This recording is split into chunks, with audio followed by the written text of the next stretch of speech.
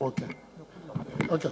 Mr. Speaker, if we really valued education and the implications of a sound educational system for national growth and development, we will not be behaving the way we are behaving.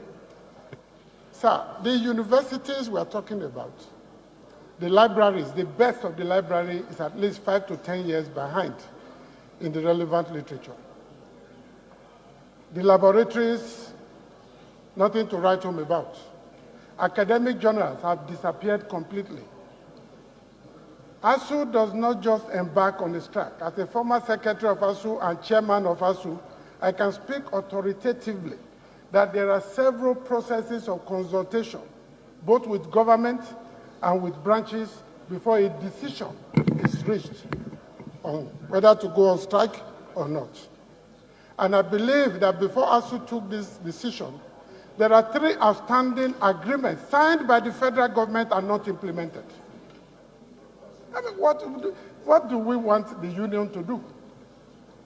So I think this is a great opportunity for this House, probably working with the Senate, to come up with a clear strategy on how to engage the federal government to live up to its own agreements. That is the problem. There is no other thing. The teachers are ready to perform their duties. The students, I believe, are also ready to go to school. But if we imagine the consequences of a disrupted academic calendar, we will better appreciate why this strike must not be allowed, to begin, much less continue. I want to appeal to our colleagues here, those who have connections with the big men in this country, to please educate them that when you sign an agreement, you should live up to the terms of that agreement. ASU is doing the right thing in calling a strike, but mainly to call the attention of Nigerians to what the federal government is doing. Not because they want to punish the students or prevent them from taking their exams or breaking the calendar.